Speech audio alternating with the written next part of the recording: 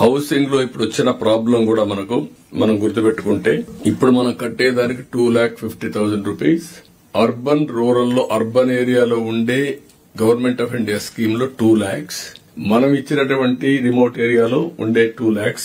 ఇవన్నీ కూడా 9,11,000 9 లక్షల ఇండ్లు మనం కట్టాలి. 9,11,000 కట్టాలి. 9,11,000 అది కూడా ఇప్పుడు వీళ్ళు వచ్చిన తర్వాత అది 180 చేసేశారు. అది కూడా దుర్మార్గమైన కార్యక్రమం. గవర్నమెంట్ ఆఫ్ ఇండియా ఇచ్చిన డబ్బులు తప్ప వీళ్ళు అవన్నీ కూడా తీసేసే పరిస్థితికి వచ్చారు. మనం వచ్చినప్పుడు ఇచ్చిన డబ్బులు ఇప్పుడంతా కూడా స్టాండర్డైజ్ చేసేశారు.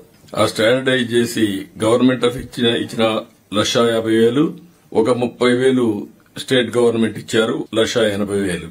అర్బన్ లో వచ్చినటువంటి అర్బన్ ఏరియాలో ఉండే రూరల్ ఏరియాలో 1,50,000, 18,000 నరేగా, ఎస్బీఎం 12,000, 1,80,000.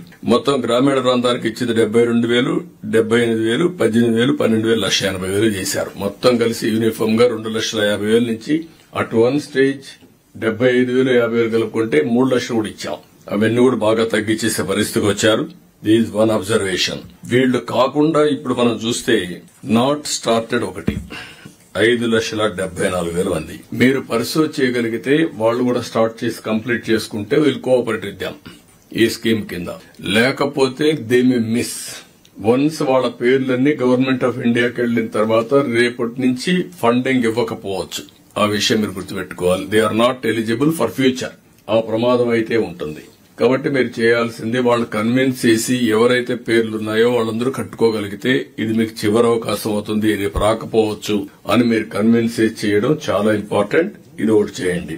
ఇది చేసిన తర్వాత రిమైనింగ్ లెఫ్ట్ ఓవర్ ఎవరైతే ఉన్నారో వాళ్ళందరినీ ఎన్యూమరేట్ చేయండి. 100% we want to cover with new scheme. Government of India 3 crore houses sanction చేశారు. అది 4,30,000 వస్తుంది. ఇది 2,50,000.